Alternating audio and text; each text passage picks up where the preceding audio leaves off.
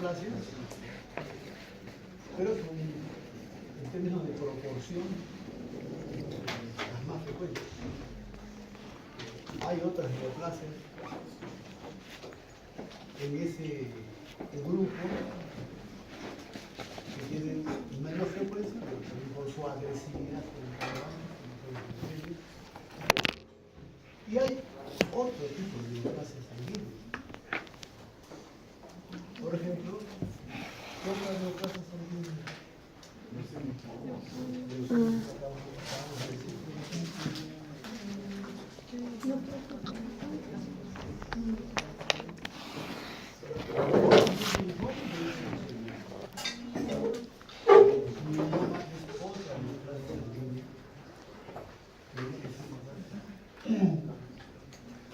Que conozcamos por lo menos los aspectos más básicos. En realidad estos términos agrupan un conjunto de neoplasias, o sea, cada uno es un grupo. Entonces empezaremos por los linfomas. Entonces, toda neoplasia, de alguna manera, acá dice, linfomas son un grupo de neoplasias, ¿no? Un grupo diverso de neoplasias del tejido linfóide. Como tal, hay una expansión clonal que puede ser de algún tipo de los linfocitos, ¿no? Puede ser linfocito B, puede ser linfocito T, o de algún precursor de esto.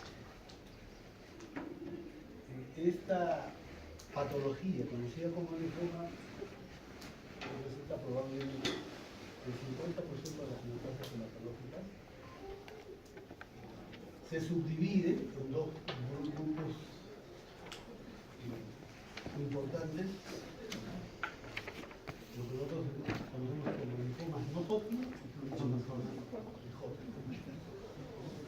Aquí no hablamos ya de la clasificación, no es tanto entre congénita y adquirida, porque la mayor parte de las neoplasias son adquiridas, ¿no? Extraordinariamente pudiera haber alguna neoplasia congénita de estas son conocidas adquiridas.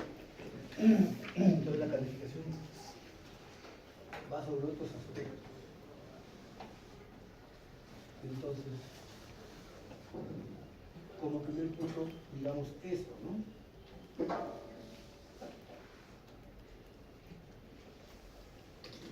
Entonces, ahora, las neoplasias hematológicas en global, o sea, todo el conjunto de neoplasias hematológicas no pasa más allá del 10% de las neoplasias totales.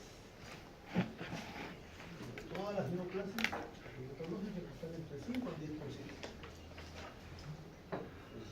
Por proporción, es un grupo menor, pero por, digamos, expresión y por complicación, tienen características muy llamativas.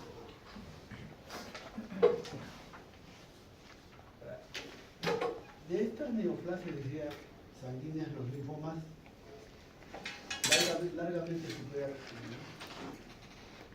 el primer orden, pero en realidad los linfomas son un conjunto de neoplasias.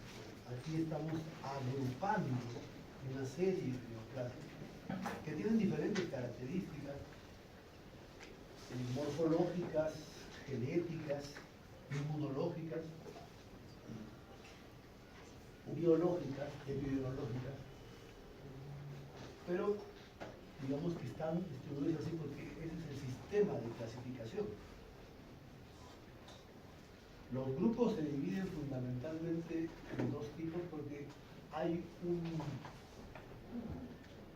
porcentaje de los linfomas llamados linfomas de Hodgkin que tienen una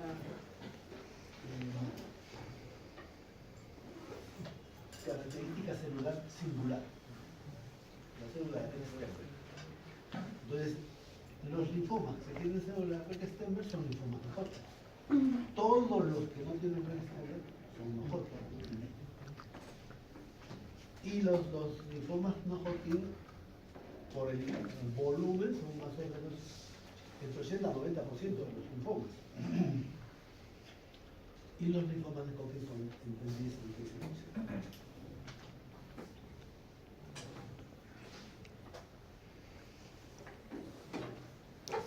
Pues por probabilidades, lo que más vamos a tener en un paciente es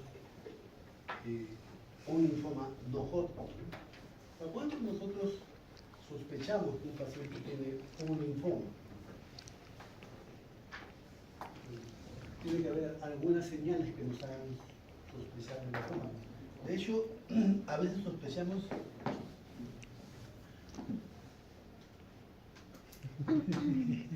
¿es la misma fantasma de la pasada? ¿Ah? Parece que sí. ¿Es otra fantasma? Es otra. Se multiplica. Ah, no. Es su primera vez. Pobrecita. Su primera vez. Eso me lleva Entonces cojan el baile. ¡Qué baile! Pregúntale qué va a bailar.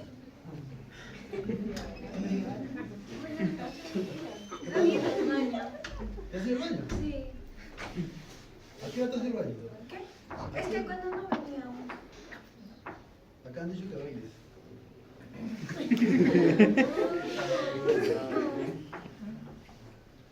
No sé, ustedes dicen, baila, no baila. Cállate, cállate, cállate. Como una hora, creo. Bueno. Ya, me distraje, ¿no? Ustedes cuando uno se distrae, más rápido. Entonces estaba diciendo de que la mayor proporción son linfomas no Hodgkin. Las neoplasias son proliferaciones clonales producidas por mutaciones. Por algunas características nosotros debemos sospechar o suponer que una persona tiene linfoma. De hecho, las personas tienen adenopatías con relativa frecuencia. Tenemos. ¿Quién no puede decir que por ahí ha tenido alguna adenopatía relacionada a un proceso infeccioso, inflamatorio,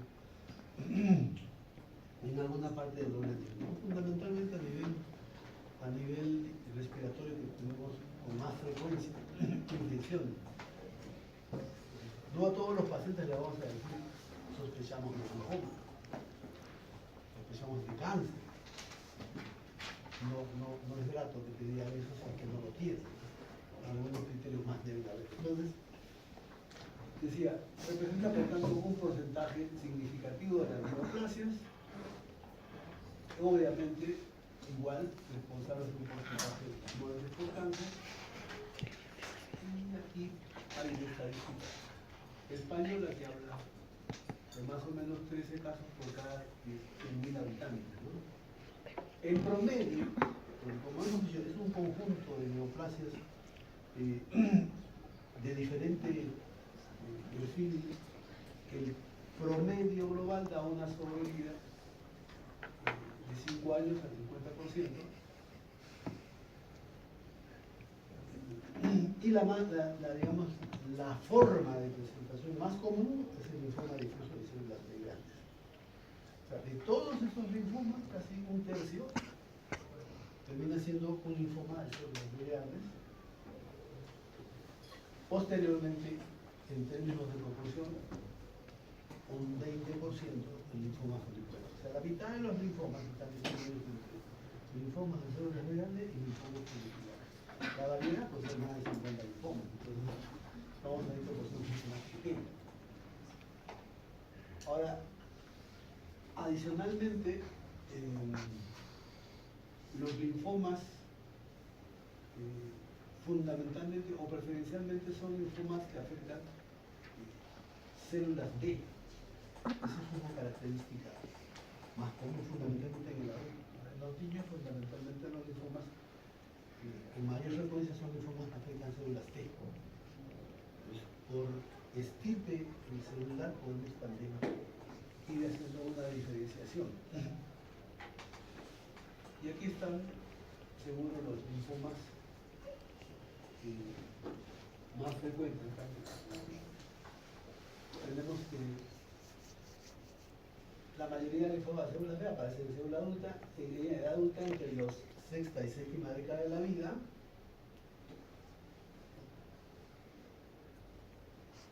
En la población infantil, linfoma de célula B, fundamentalmente linfoma de Burkitt, ¿no? Ahí creo que, bueno, estamos en la siguiente diapositiva podemos ver. Ya va bajando las proporciones.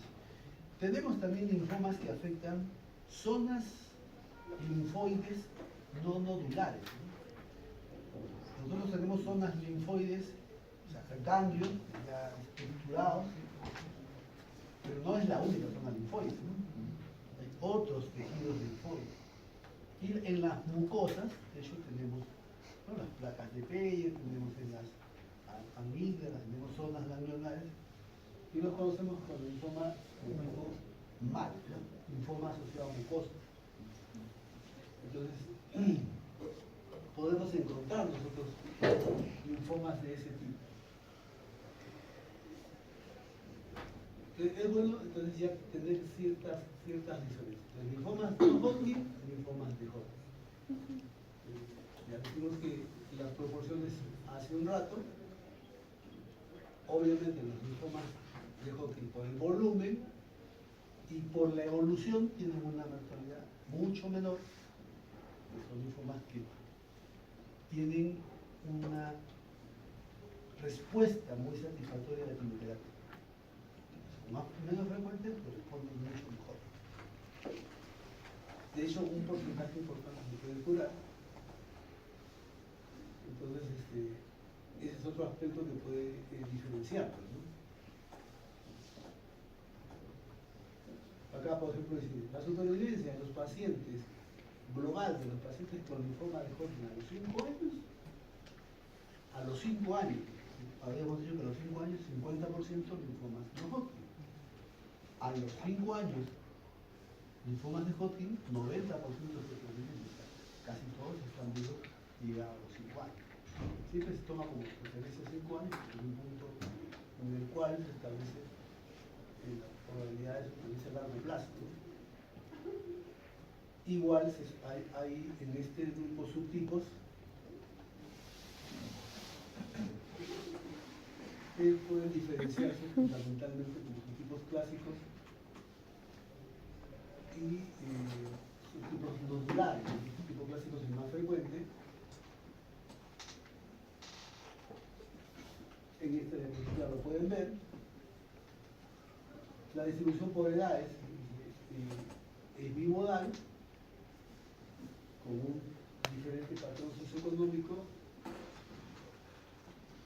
y es frecuente picos de presentación en adultos jóvenes. Entre leucemias y linfomas representan el 50% de las neoplasias infantiles, ¿no? Por eso que se estudia o se hace la especialidad de muchas especies fusionada, hematología o hematología pediátrica, porque casi la mitad de los cánceres son hematológicos. Aunque acá no tenemos todavía así como tal, en otros lugares la especialidad es una sola, ¿no? Porque tenemos hematología pediátrica.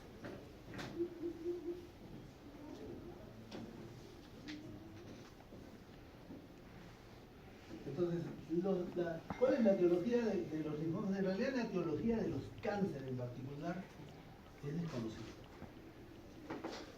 Se conocen una serie de factores, de mecanismos, pero no hay una relación directa, sino hay una sumatoria de condiciones, porque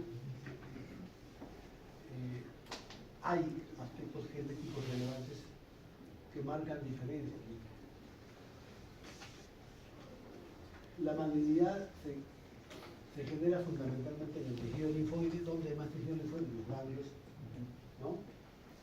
O el tejido mucoso, y el proceso es complejo. Las mutaciones son sucesivas, no es que una mutación, o sea, hay algunas mutaciones que son, digamos, más llamativas, pero los procesos mutacionales son continuos hasta que se pueden activar oncogenes o, digamos que afectar genes supresores con la aparición de tumores linfoides que van desde la célula progenitora en la médula ósea. Siempre hay una interacción entre el tejido hematológico funcional y el tejido estromal, o sea, hay una interdependencia.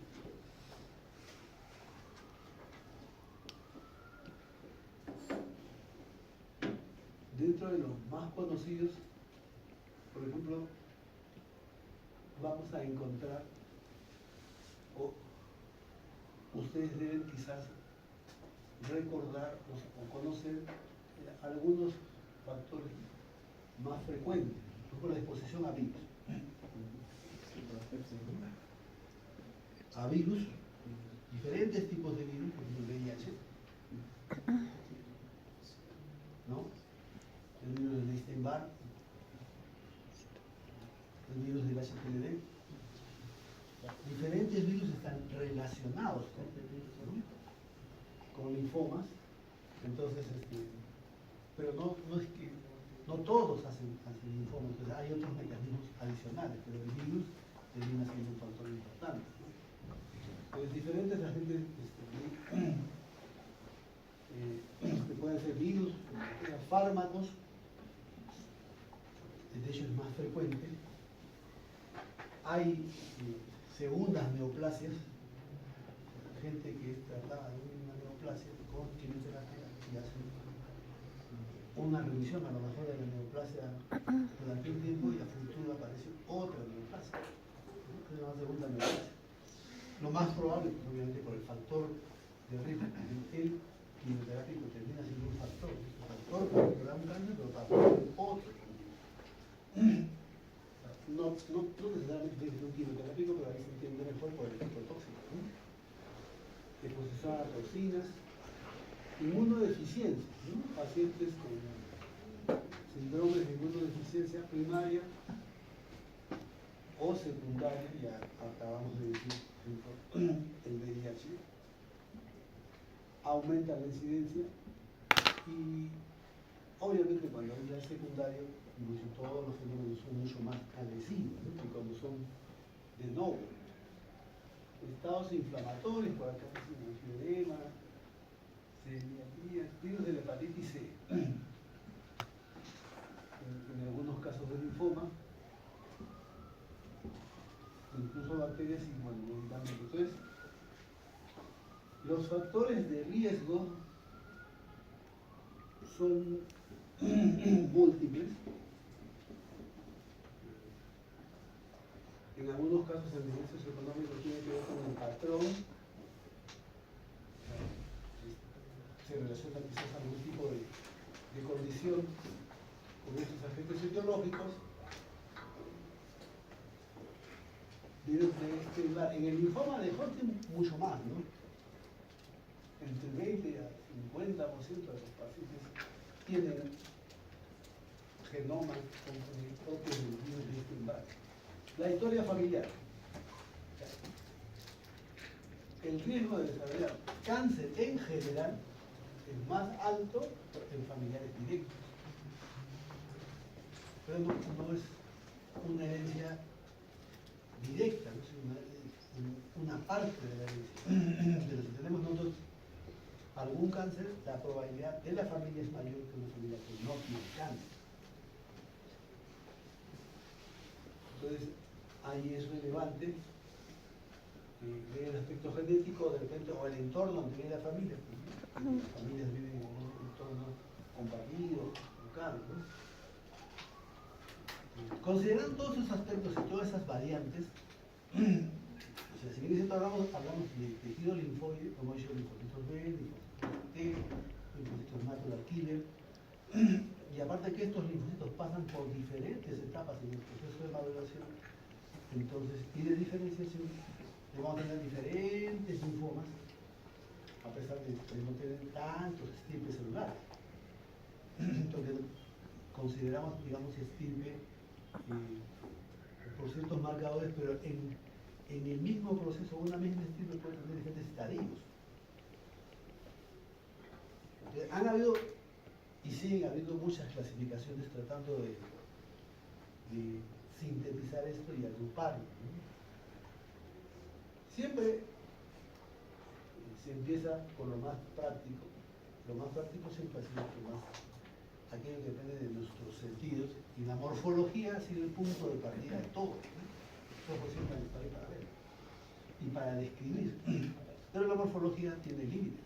Lo que nosotros vemos a nivel macroscópico o microscópico clásico, pues no es lo mismo que se ve a nivel molecular. Nos pueden parecer muy similares, pero no lo son. Entonces, por eso que estas clasificaciones han ido actualizándose, por decirlo de un modo, ¿no? O reforzándose con otros componentes, porque la morfología es insuficiente. Ya mencionaba en otros aspectos, en otros momentos, cómo es la biología molecular y la relevancia que tiene en estos casos, en general, ¿no? Para poder diferenciarla. Entonces ya nosotros tenemos una clasificación que tiene que tomar en cuenta aspectos morfológicos, aspectos biológicos, inmunológicos, moleculares, citogenéticos para poder... Entonces ya poner nombre y apellido de un linfoma pues ya implica ponerle todas las señales que puede tener. ¿Para qué nos sirve todo esto? ¿Para qué hacemos esto? Porque uno diría, si todos son linfomas, es que, hemos dicho, que a simple vista sí son lo mismo. Molecularmente ya no son lo mismo.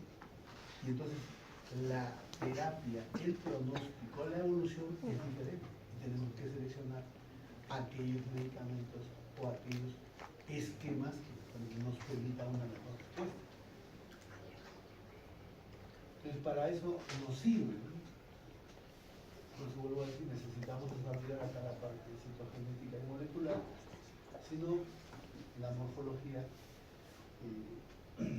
es insuficiente para obtener los resultados actuales, ¿no? Pues, tenemos nosotros cómo se clasifica, ¿no? La clasificación nos clasifica en linaje celular que incorpora información para definir entidades patológicas de hallazgo clínico.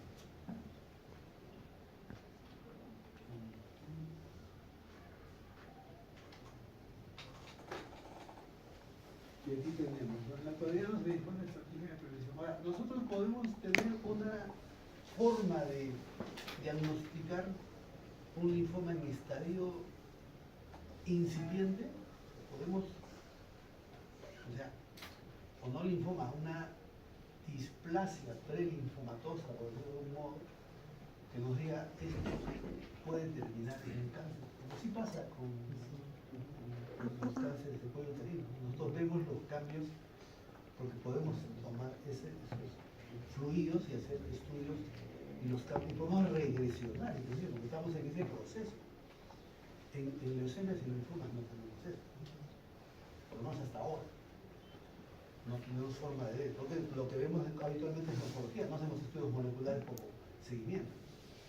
Entonces, así te hacen un hemograma y el hemograma aparece evidentemente que está bien y a lo mejor no está tan bien, ¿no? No tenemos en la actualidad alguna estrategia de screening, salvo que tengas muchos factores de riesgo y te hagamos un seguimiento muy específico dirigido a un grupo muy particular, cosa que todavía no se hace en nuestro país. Entonces, la clínica de estos pacientes, hablando de linfomas en general, porque me interesa que tengan la idea de lo que es un linfoma, varía pues, mucho. ¿Qué me hace sospechar que un paciente tiene linfoma? Síntomas de... Síntomas. ¿No? ¿Y cuáles son esos síntomas?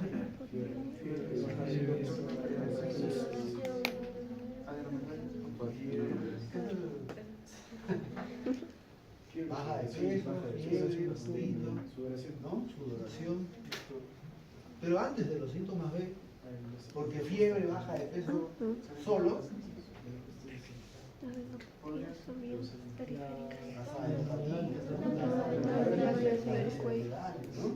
o sea, los síntomas B asociados ¿no?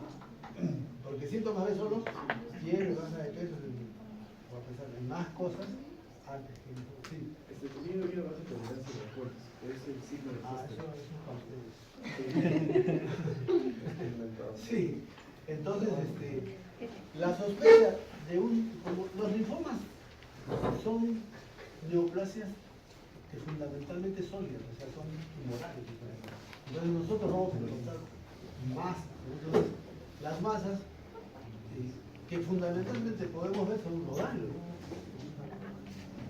O depende de las enfermedades, ¿no? Las personas sienten un bulto, o siento un bulto, o tengo dificultades para deglutir, una disfagia, y es ahí. Y los síntomas de, pero fundamentalmente las adenopatías, ¿no? Ahora, en los casos reactivos, generalmente las adenopatías son cortas, son dolorosas, son inflamatorias. En los casos oncológicos no son así, ¿no? Entonces, no tenemos ese tipo de antecedentes. Entonces, adenopatías, y cuando son periféricos, porque ahí son donde se ve mucho, en el cuello, por ejemplo, muy rápido. Si es muy grande, lo ve. Ya no solo lo ve el paciente, no lo ve la familia. Pero no siempre están en zonas accesibles. En predominaria, afectaciones extraangulares, síntomas no hay síntomas generales, ¿no? Entonces, la mayoría de los pacientes se presentan con linfoadenopatías, ¿no? Que pueden ser intralinflamáticas, infralinflamáticas, y el cuello siempre hay que examinar. Si que no se ve, por lo menos se puede sentir, se puede palpar. Fundamentalmente cervicales, axilares, también están de todas maneras accesibles. Y que pueden producir, como dicen, signos de masa no específicos, a veces pueden producir inclusive estatos. 40% son síntomas de.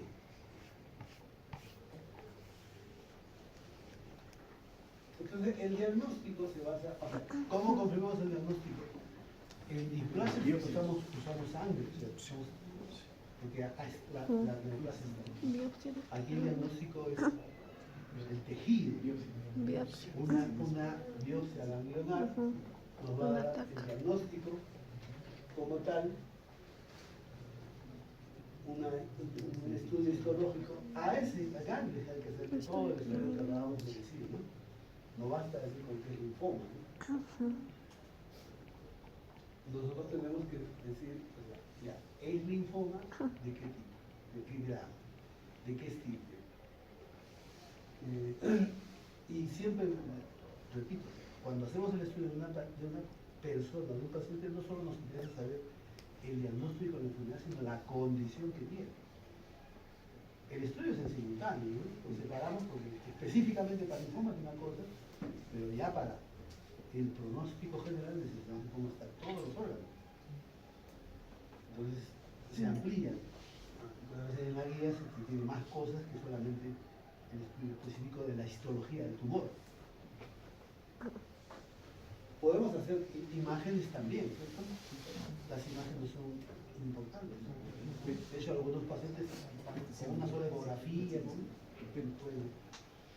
Y ahí podemos tener, desde lo más básico, ¿no?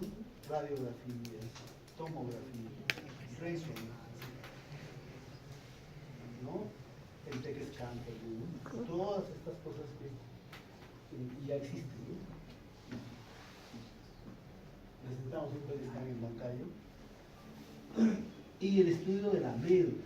El linfoma puede, o sea, no nace, o no suele nacer, los linfomas mediales son de novo, generalmente la afectación medular es por infiltración. Hasta estudios gamagráficos. Entonces, la biopsia es fundamental. Ahí nosotros vemos la médula, nosotros los hematólogos, pues nosotros no hacemos los tejidos histológicos, anatomopatólogos, ¿no?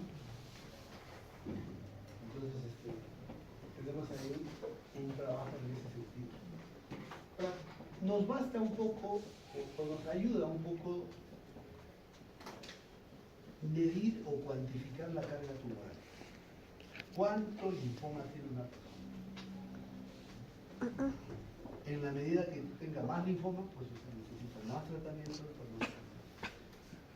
Y lo medimos con ciertos criterios, ¿no? Así vemos el estadiaje de una manera, de varias maneras.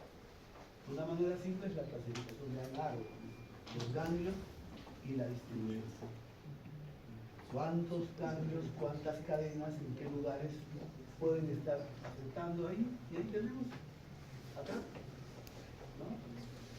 Sistema de análisis. Estadio 1, es una sola región natural, ¿no? Se ve desde el estadio 1.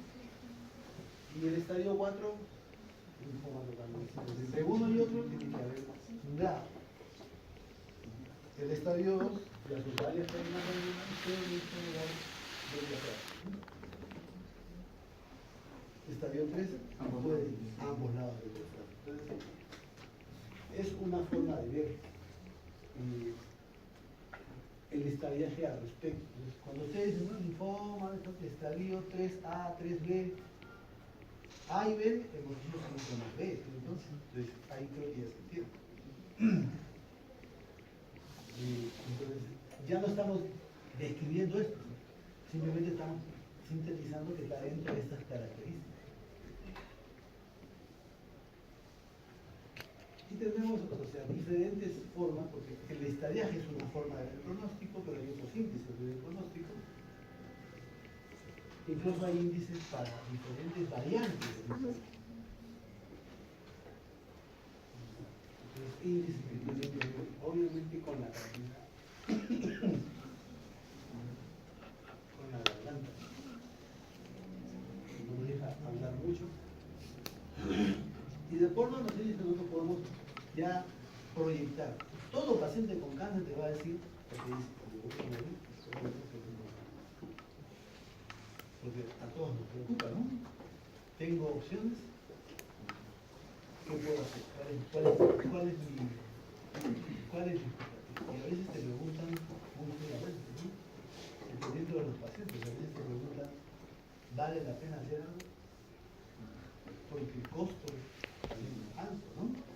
El costo físico, el costo familiar, el costo económico, el costo social. Una cosa es decir, tener un paciente ya y estar ahí meses o años, porque es una cuestión bien compleja, y algunas personas son más frías, ¿no? O su realidad obliga a que sean más frías. Entonces, estas cosas pues nos permiten darle un promedio. Nadie es tan preciso de que mañana se va a morir, no es algo que siempre llamo moribundo. Entonces, a veces los pacientes me dijeron que me iba a morir y no me he muerto. A lo mejor el estadiaje no se lo ubiqué, ¿no? O a lo mejor el paciente tuvo una evolución que no esperaba, una mejor respuesta. Pero tú das un promedio, digamos, valoración completa. Yo solamente estoy tocando aspectos más generales, no quiero entrar en muchos detalles, los esquemas son muchos y no tiene sentido tomarlos ahora. Existen tratamientos, tenemos linfomas que son indolentes, donde casi el tratamiento es más sintomático, y tenemos linfomas que son muy agresivos, ¿no? Como el difuso, donde el tratamiento es la idea modificar la historia natural de la enfermedad. ¿Qué quiero hacer yo con el paciente? Si la enfermedad le afecta poco y casi la posibilidad de curación es muy baja, porque los linfomas que tienen poca replicación, es difícil la erradicación, cambia de vida, ¿no? Hasta que se convierta en medicina. En cambio, los que tienen mucha replicación, la posibilidad de que la medicina tenga efecto es mayor. Entonces, claro, vamos a darle un tratamiento que va a ser más tóxico, pero vamos a tener posibilidades de respuesta mucho mayor. Aquí tenemos también algunas cosas.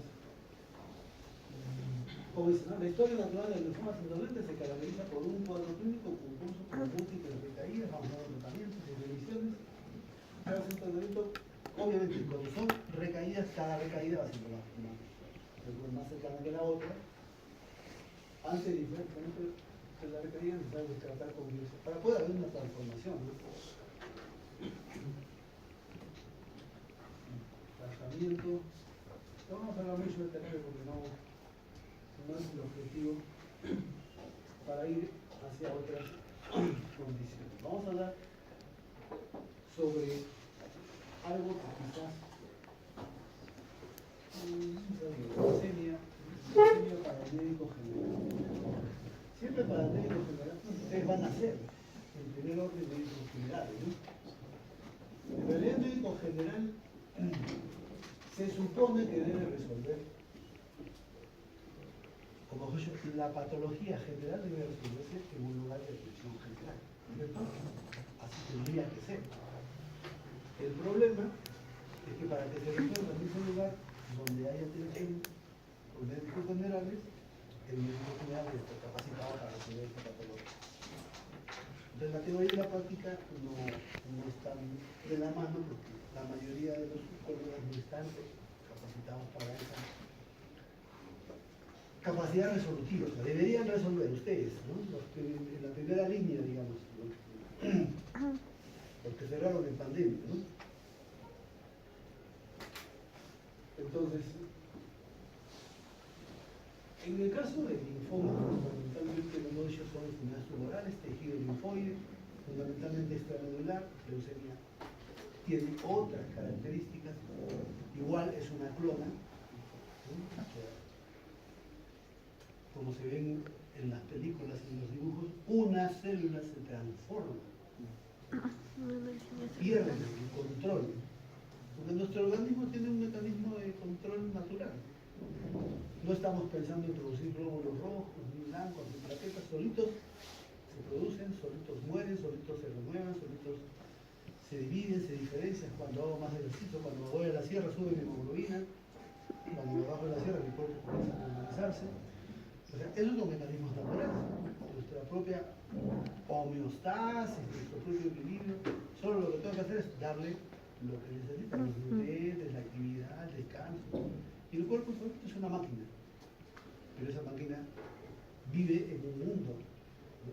En un mundo donde va en una serie de agentes que son parecidos a los cánceres y aparte viene con ciertas características propias, ¿no?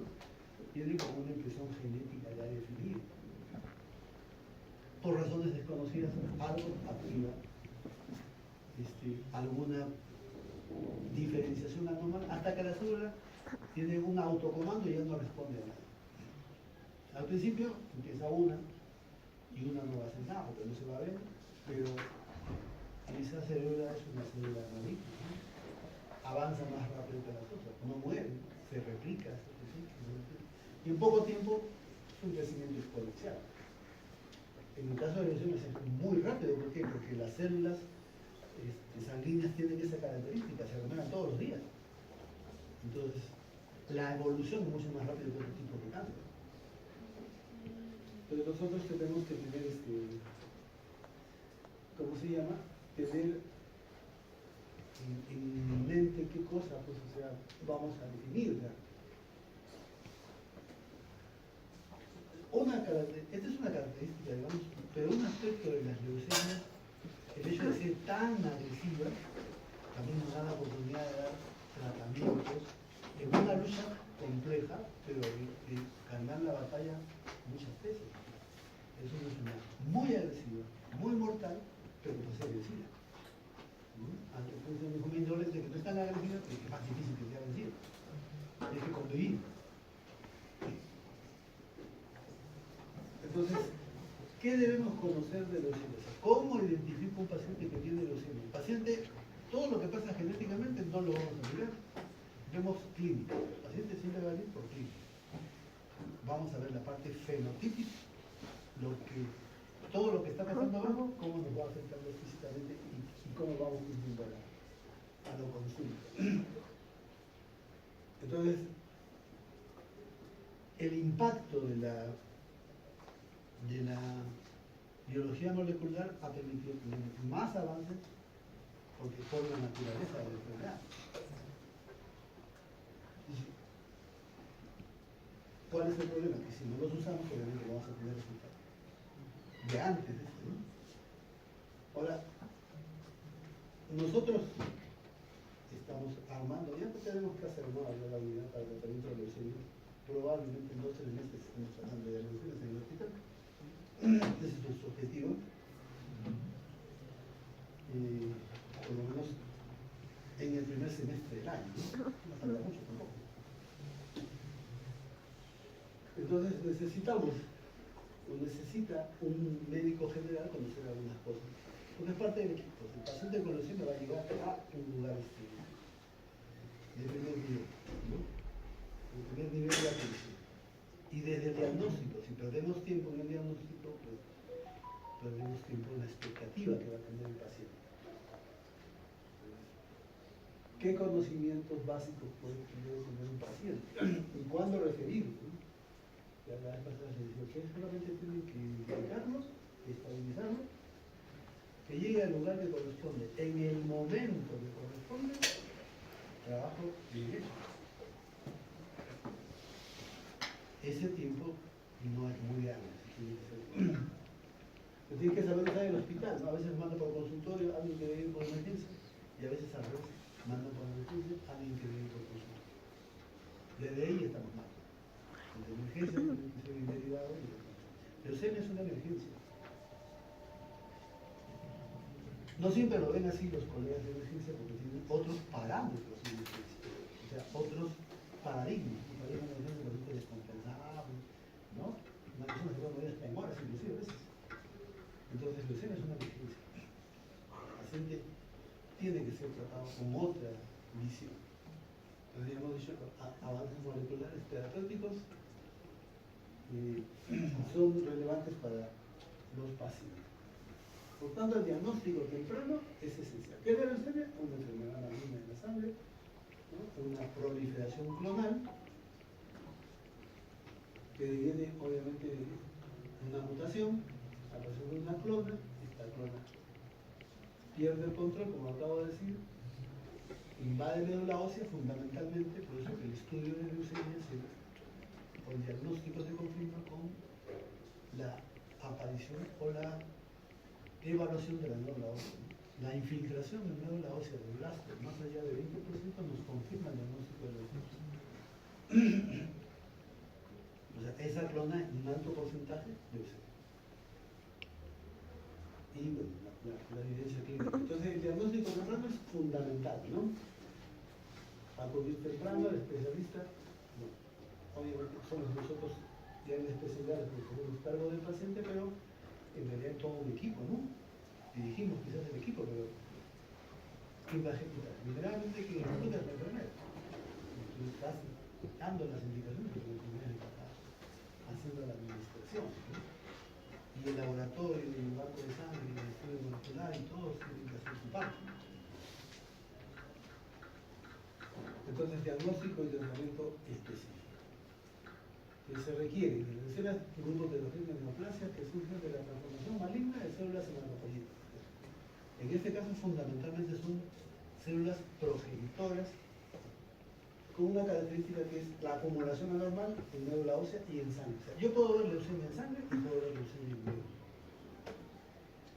Pero en la prueba, digamos, si la sangre me muestra células leucémicas suficientes como para hacer el diagnóstico de criterios clínicos tan grandes, a lo mejor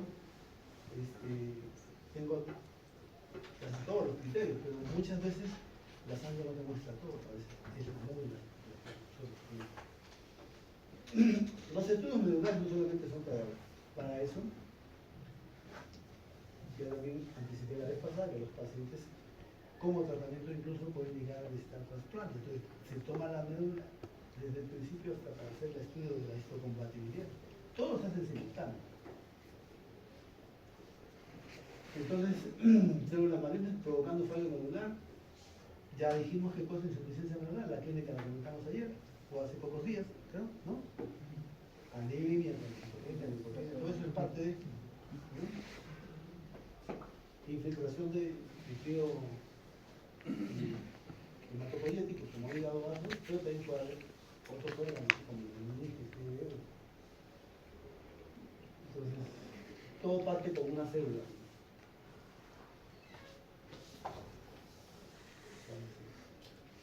Lo que vemos nosotros solamente es la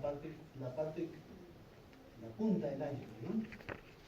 Acumulaciones genéticas sucesivas proliferación y una sobrevida pues, de estas células que sobrepasan la macrobiósis normal. La clínica es variable, dependerá del tipo de leucemia. En leucemia nosotros tenemos dos bloques, agudas y crónicas. De hecho, en consulta hemos visto pacientes con leucemia mieloide crónica, ¿no? Que vienen a la consulta. Porque a veces la gente cuando piensa en leucemia piensa solo en leucemia como si todos fueran agudos. Nosotros sabemos que hay agudos y crónicos. Y además hay leucemias de linfocélulas B, ¿no? O más dicho, y de células T. Entonces, tenemos esa subdivisión. Agudas crónicas, mieloides que diga, y linfoides. ¿Ya? O sea, todos esos grupos, digamos, como parte. El cuadro clínico obviamente va a depender de la presentación. Las leucemias crónicas son de curso indolente. La literatura dice que lo más común de la leucemia crónica es la leucemia linfática crónica. He visto pacientes con leucemia linfática crónica bien contrario, pero contados entre 5, no llegan ni a 10 en todo tipo de cosas. Pero en cambio tenemos pacientes con leucemia mieloide crónica que son el triple.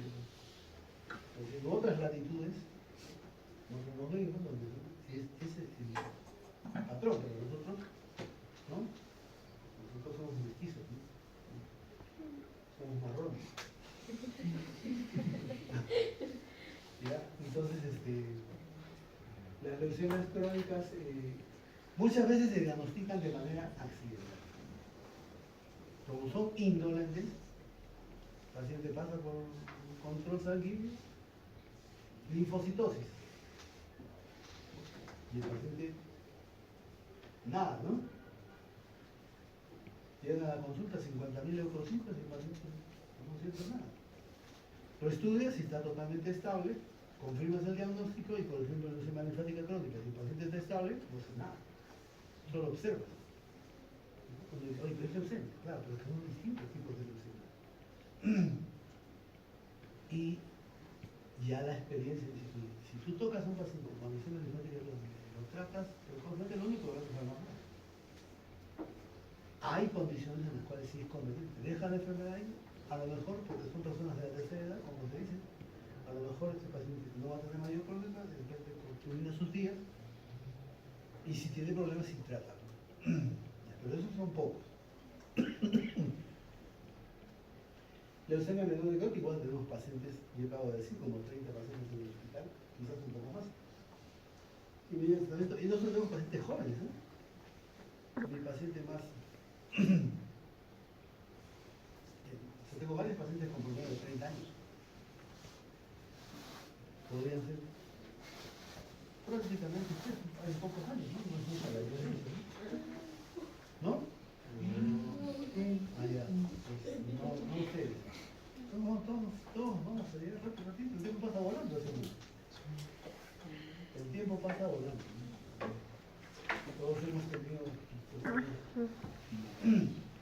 ¿no? Juvenil, todo, y eso es lo que menos dura, lo más rápido. Así que no se mucho. La realidad, mayor la adultez, es mayor la vejez, ¿no? Pero son indolentes, a veces, muchas veces se diagnostica de manera circunstancial, ocasional, ¿no? O a veces con alguna manifestación. Las lesiones agudas son mucho más rápidas, que van a dar síntomas, que van a molestar, clínicas que ya mencioné, ¿no?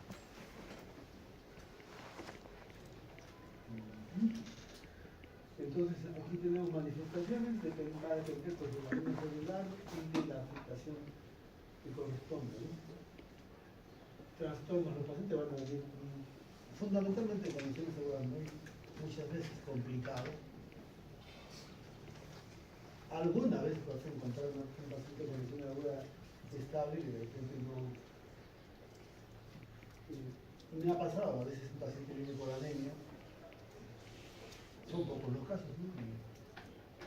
¿Qué es lo común? Anemia neutropénica, anemia medicina, tú partes, cuando vienes solo con anemia, de lo habitual, ¿no? Pero alguna vez el paciente fue leucemia, sí.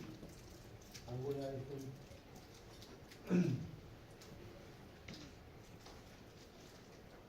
Entonces, el diagnóstico depende, obviamente, ya de la clínica, de la sospecha, de las manifestaciones y de las pruebas que nos permiten confirmar. Acá tenemos un gol estándar. A diferencia del PTI, que hacemos un montón de pruebas, ¿no? Para decir, no es nada del otro, por lo tanto es PTI. ¿No? Un camino, ¿no? Hay que hacer todo una prueba para decir, dado que no es ni A, ni B, ni C, ni D, señora, es PTI. Así es, ¿no? Aunque tú sabes, tienes que hacer toda la descarga. En el otro no, entonces es una función, 20% de blastos, pero sería más rápido, porque tienes un gol estándar. Es más fácil cuando tienes. Entonces, ¿qué le pedimos a un paciente? Básico, ¿no? ¿Qué dice ahí? Citometría hepática. ¿Qué significa eso?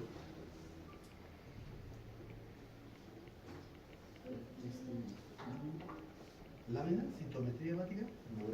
Un hemograma, no son terminologías, ¿no? Es un conteo. Según la literatura van a encontrar algunas formas de expresión. Un hemograma fundamental, ¿cierto?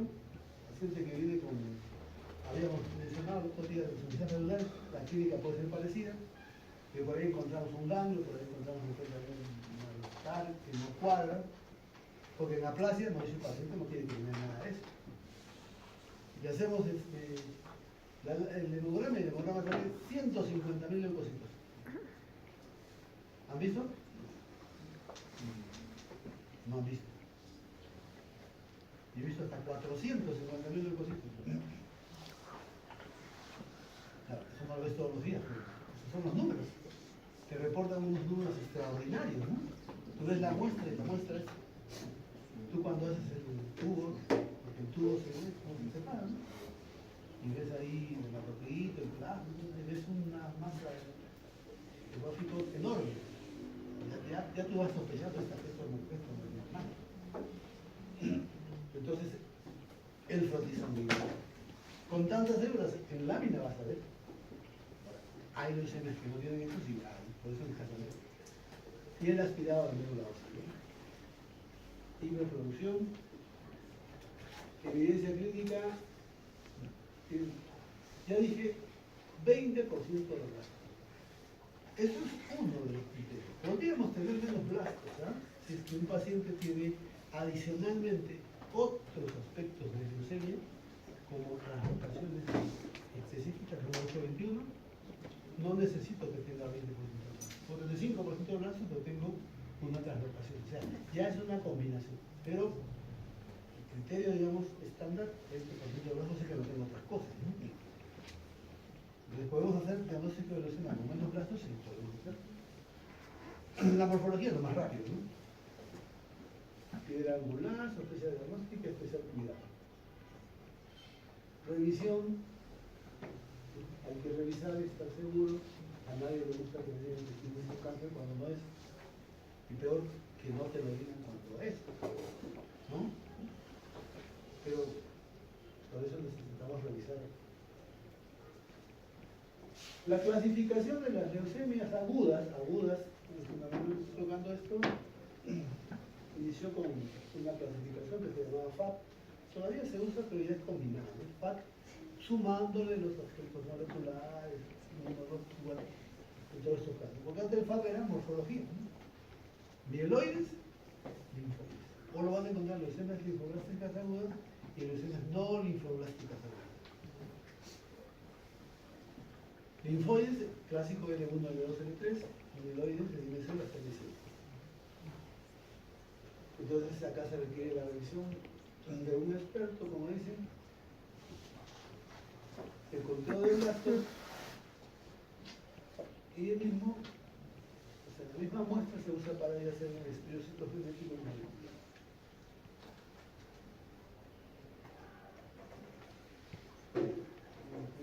Ahora, la Organización Mundial de la Salud va haciendo ciertos ajustes, ¿no? Ciertas revisiones a las categorías, ¿no? Las crónicas, bueno, las vamos a tocar aparte porque está en otra parte y aquí vamos a terminar no van a terminar ustedes con la crisis plástica. De acá dice lesión anifática crónica más frecuente, bueno, eso donde son gringos, nosotros no tenemos esos antecedentes. El tratamiento de leucemia, en general, todas las leucemias reciben quimioterapia, todas. ¿Ok? Lo que pasa es que las leucemias linfoblásticas, como hemos dicho, que se clasifican según el grado y el riesgo, en alto riesgo, bajo riesgo, riesgo intermedio, con los estudios generales, entonces nosotros a todas las leucemias le damos quimio, con esquemas diferentes para linfoides que mieloides, ¿no? Y si son de alto riesgo o bajo riesgo, depende de cuántos esquemas. Las leucemias linfoides responden. Las de bajo riesgo responden muy bien a la quimio y probablemente no requieran otro tratamiento más allá de la quimio. Las de bajo riesgo, las de alto riesgo, necesariamente quimio y trasplante. Las mieloides no responden también a la quimio y casi todas las lesiones mieloides tienen que tener tratamiento de quimio más trasplante. Entonces, miren por dónde pasa el paciente. No solamente es quimioterapia, que ya es un problema. El trasplante es otro. Y hablamos del trasplante donante. Y el trasplante donante. Muchos no tienen donante. Y ahí viene que han aparecido nuevos medicamentos, conociendo mejor la biología, que dan resultados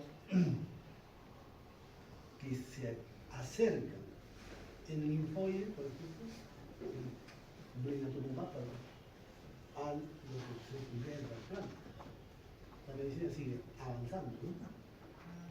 Pero en general, linfoides, quimioterapia puede producir una revisión completa a largo plazo y resultados favorables y de bajo riesgo, pero si es alto riesgo la recomendación es trasplante porque la tasa de recaídas es más alta. Pero en la leucemia mieloide aguda, el tipo de leucemia promielocítica es la leucemia que tiene el mejor pronóstico. Y la leucemia promielocítica se puede curar con tratamiento entre quimioterapia y un derivado de la vitamina A. Entonces, yo estoy haciendo una compilación, ¿no? Estamos hablando solamente de la enfermedad. Ahora, pongan esa enfermedad en una persona. Va a depender de la persona, ¿no? Si la persona es joven, si es adulto, si es anciano, si es niño, si tiene trastornos comórbidos. Depende, a veces hay terapias conocidas, pero la condición del paciente no lo permite. O de repente el paciente está muy bien, pero no hay más que ensayos, ¿no? Porque eso es lo que hay en otros países. Nosotros casi no tenemos esa oportunidad, ¿no? De poner pacientes en esos ensayos que le dan al paciente oportunidades y también le dan oportunidades de información. Ni qué decir los costos, imagínense los costos del tratamiento, son exorbitantes. Por eso, tratar estas enfermedades fuera de un sistema de seguridad es muy complicado, ¿no? Salvo que sea alguien que tiene que estar en cancha, ¿no? Pues ahí no hay problema, pero nosotros tenemos cancha, tenemos plaza.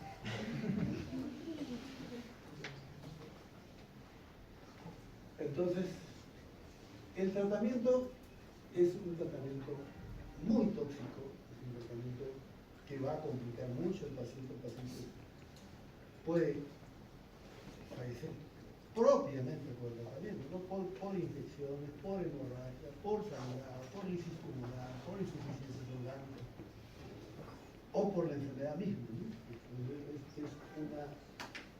Y estás contra el tiempo.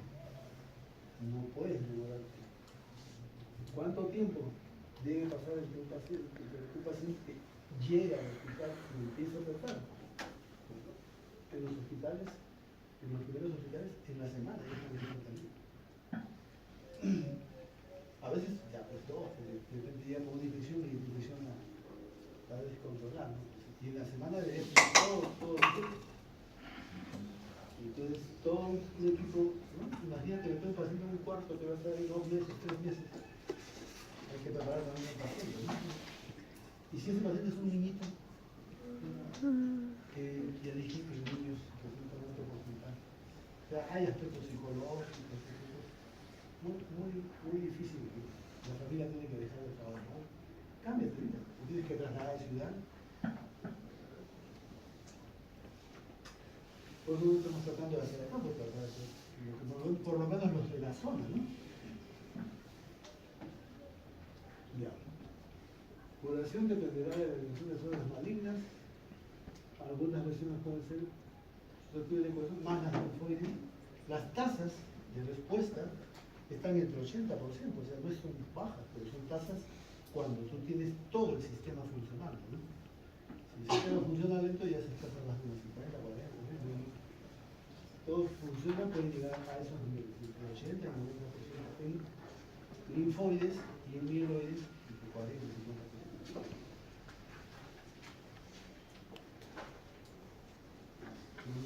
Grandes esfuerzos. Tratamiento completo de otros costos, donantes no solo de médula ósea, donantes de sangre, esos son los pacientes que no hay más sangre. Fácilmente un paciente puede usar 50, 60 transfusiones en un tratamiento, ¿no? Más de plaquetas, ¿no? Entonces, cuando tengan un paciente, piensen en estos pacientes. Estos pacientes, ¿qué van a conseguir donantes? ¿De dónde van a conseguir donantes? Es imposible. La melodiplasia ya lo tocamos la vez pasada, ¿no? Y bueno, veamos entonces la leucemia. Mieloma múltiple, ¿ya? Mieloma porque es más frecuente, ¿no? Ya no da tiempo a policitemia breve para que vean la diferencia entre pero mieloma múltiple porque es más frecuente. Vamos a ver pacientes sin mieloma porque tratamos en el hospital y vienen.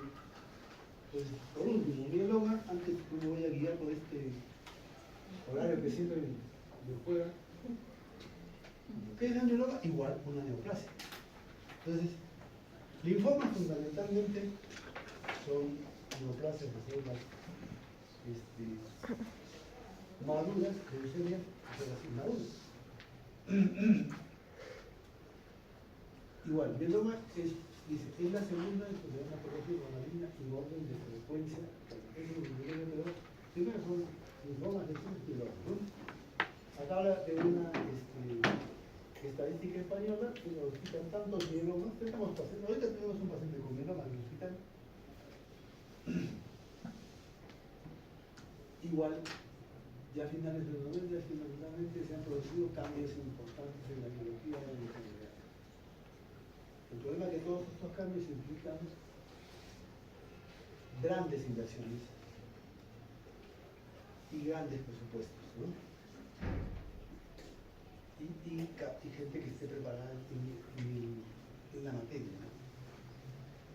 Entonces, el mieloma es una neoplasia hemos dicho que es una proliferación clonal. En este caso, lo que prolifera son células plasmáticas.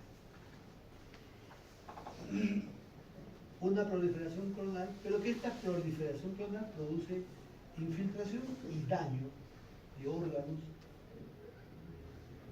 Ya hablamos de leucemia en general, en este caso, en el mieloma, algunos órganos ya son conocidos. Por eso, como son conocidos, daño de órgano blanco, hablamos de lo que se llama CRAB. ¿Habrán escuchado lo que es CRAB? ¿Han escuchado lo que es CRAB?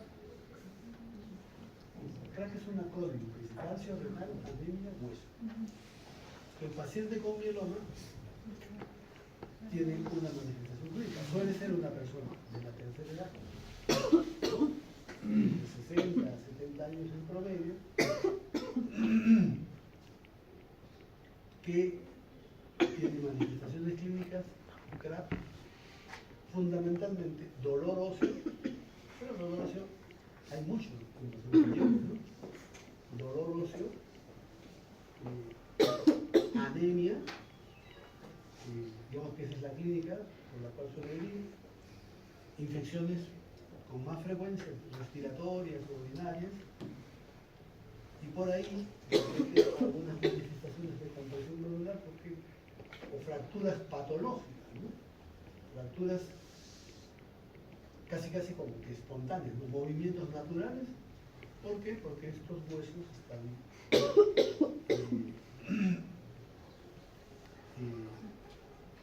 digamos que con gran destrucción ósea. El paciente viene así, una persona en esas condiciones. ¿Qué pasa? Aparece una célula maligna, normalmente en el caso del otro era un blasto. La plasmática se comportaría como un blasto. Es una plasmática anómala. Esta plasmática produce, ¿qué produce las plasmáticas? Inmunoglobulinas, ¿cierto? Entonces produce inmunoglobulinas disfuncionales, no es una clona, las plasmáticas producen diferentes tipos de inmunoglobulinas, pero cada clona produce una variante de inmunoglobulina.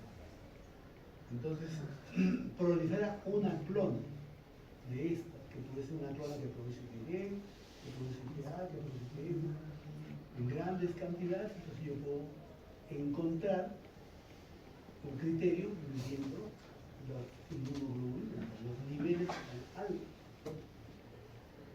Y eso lo puedo medir en una prueba que se llama electroforesis de proteínas y lo que se llama pico monoclonal, un criterio. Entonces el paciente tiene dolor, si entramos en médula, ¿qué vamos a encontrar? Plasmática, ¿cierto? Que es lo que está proliferando. Y contacto con los criterios.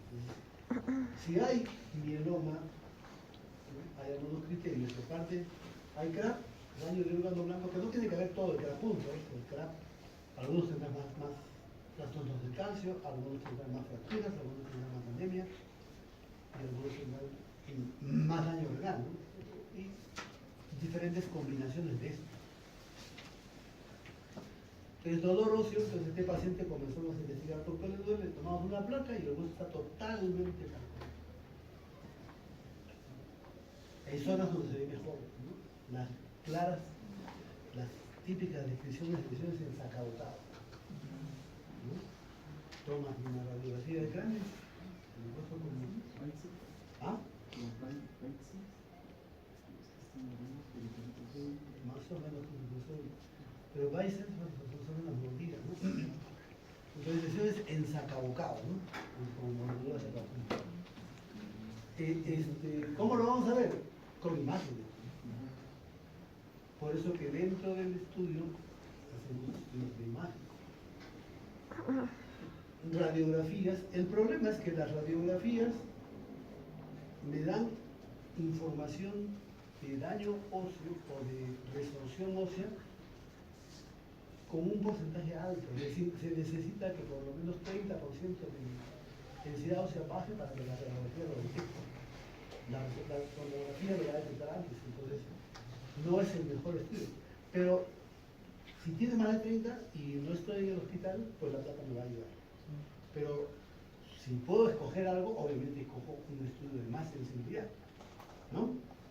Que es una tomografía. Y si puedo hacer más estudios, pues toda una resonancia. Según todos los estudios me van a ayudar, pero algunos me van a ayudar más que otros.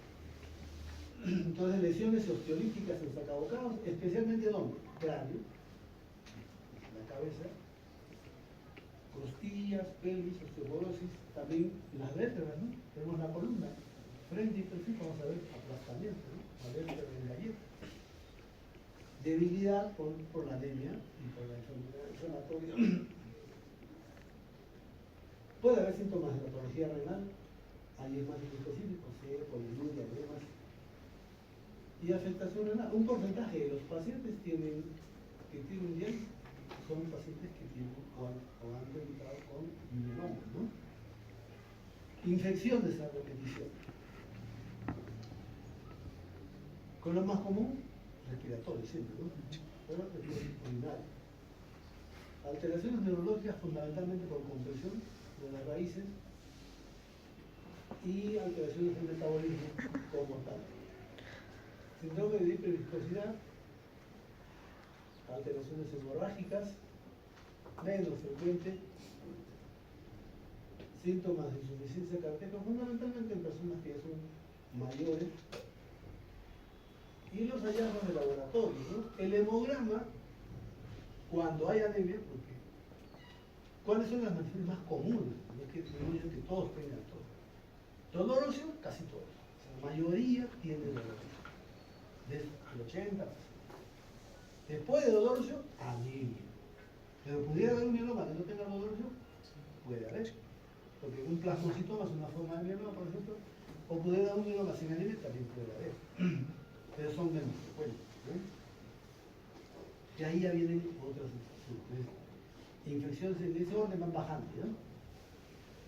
Entonces, ¿qué me va a servir? Entonces, problemas óseos, imágenes, ¿no? Anemia, pues el hemograma.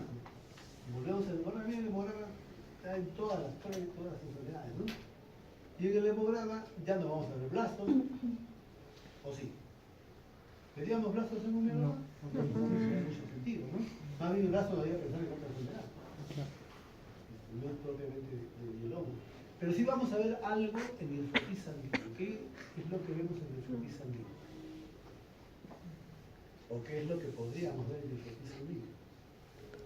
¿Bueno? Faltan 2 minutos, nos va a terminar. Células sanguíneas.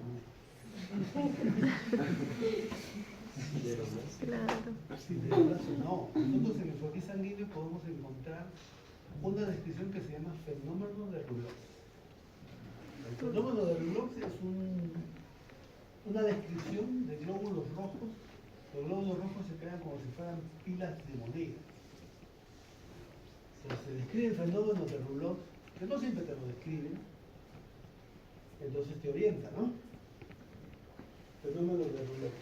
Entonces, en el hemograma te va a dar una. Entonces, la anemia, esta anemia, por ejemplo, es una anemia trombocítica neumocrónica, aquí ya no te va a funcionar la estrategia de volumen contractular, porque tú dices, no, los micros, ¿no? Ferropénicos y los macros megaloblásticos, ¿no? Más o menos, ya.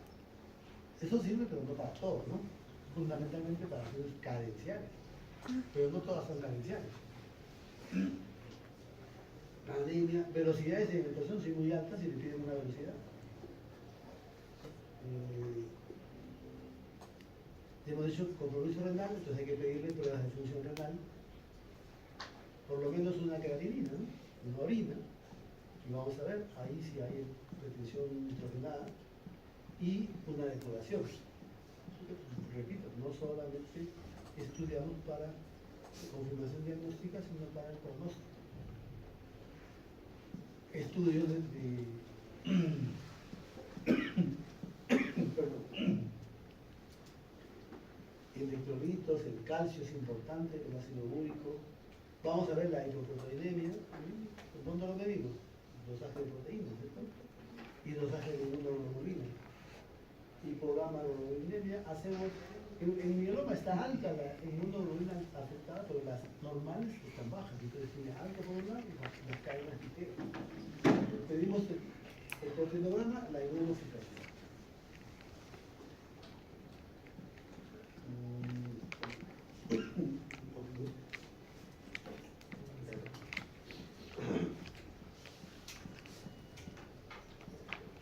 Criterio de diagnóstico. O sea, es tan fácil el diagnóstico cuando todo está muy característico, a lo mejor sí. Hay casos en los que no. Hablaba yo el otro día de las displasias, hay pacientes que son bien citopenias y después aparecen pacientes. Igual hay pacientes que solo tienen pico monoclonal y no tienen daño óseo, no tienen dolor, no tienen nada. Esos pacientes, tú les vas a hacer un seguimiento, con el tiempo se convierten en mieloma. No todos, ¿no? Con el tiempo, cada vez más van pasando a ser mieloma. Pero como más de uno tiene alguna enfermedad, no siempre va a ayudar al paciente a ser mieloma. Entonces, eso se llama gamapatía monoclonal de significado incierto. Una persona que tiene, por razones que uno no entiende, alta, sería una suerte de mieloma, ¿no? O mieloma indolente. O sea, es un mieloma que tiene criterios, pero que no afecta. O sea, tiene los criterios de mieloma que se piden, pero no tiene daño en el hemograma. Entonces, todas esas cosas tenemos que ver. ¿Qué tenemos que encontrar? Células plasmáticas en médula ósea, como dijeron diagnósticos, clonales, mayor del 10%, ya es visual, o con un estudio de sintomatría, ¿no? O un estoquímico. Un plasmocitoma, aunque el término plasmocitoma es un tumor nada más, que puede ser único o que puede ser múltiple, también es una variante de lo que es mieloma. Puede haber un mieloma que solo sea plasmocitoma, pero ya plasmocitoma se considera mieloma pigmentario. Ya dije el caño de hígado blanco, ahí está lo que les mencioné, anemia, lesión de sol, que sí. Ahí está, radiografía, tomografía con PET, pruebas complementarias, también ya las mencioné, bioquímica, proteínas,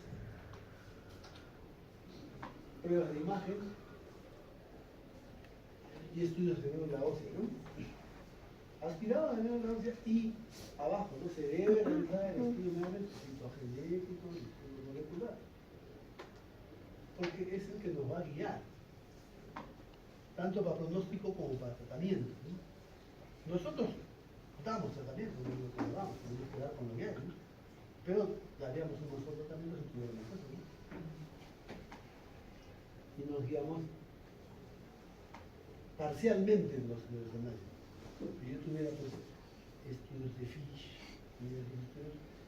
seguro que los resultados serían mejores, ¿no? Y también los fármacos que corresponden. ¿Cómo sustento si no tengo el tratamiento? Tenemos un paciente que tiene recaída, ¿no? El mejor tratamiento para mieloma es quimioterapia y trasplante, autólogo, es el mejor tratamiento. Pero no todos tienen condiciones de recibir quimioterapia y trasplante autólogo, otros algunos se quedan con quimioterapia y mantenimiento, ¿no? Pero este paciente decide recibir quimioterapia, trasplante autólogo y después de ambas ha hecho una recaída, ya es refractario a la quimio y al trasplante. Ahora en el mieloma y en todas las neoplasias hablamos de una clona, en realidad no es una clona, hablamos de una clona porque es la predominancia. Tú puedes matar una clona y aparece otra clona.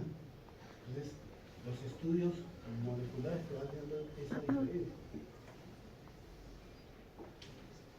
Recomendaciones de estudio de proteínas, inmunofijación. Tenemos que evaluar la enfermedad, o sea, cuánto queda de enfermedad. Y las cadenas ligeras que no sé por qué razón no las estamos haciendo. Ya dije sobre los estudios de imágenes, cuáles serían más importantes. Por lo menos una tomografía, ¿no? Se dice una tomografía de baja intensidad. No necesitamos una tomografía con antiguas radiación, una tomografía corporal total de baja intensidad. Estudio de médula ósea, indispensable, aquí sí es fundamental. El aspirado puede ser suficiente, puede ser concentrado en la biopsia para los casos en los cuales el aspirado no logra hacerse la muestra. Indicaciones para repetir. La repetimos para monitoreo. Bueno, también nosotros para hacer ya el monitoreo de la enfermedad residual se usa una técnica que se llama secuenciación de nueva generación. Fish es una de las plasmáticas purificadas. Seguimiento. El estadiaje, esa es la clasificación internacional, ¿no? Nos quedamos ahí, tratamiento primera línea, candidatos a zapatos. Lo dividimos en dos, ¿no? Y el esquema que usamos nosotros en el hospital es el esquema de TD. Hay otros esquemas que se describen más eficientes, pero al final tú tratas con lo que tienes, ¿no? No solamente tenemos que ver obviamente la quimio, sino otros detalles, por ejemplo, la hipercalemia, tenemos que vacunar a los pacientes, tenemos que dar terapia antiviral, hidratarlo, manejo del dolor, a veces hasta con cirugía, insuficiencia renal cuando corresponda, o proteger ese organismo, porque por lo menos pueden afectarse, y ya el tratamiento se hace más difícil la anemia, y ahí quedamos jóvenes. Entonces, están listos, pero están... Para el examen.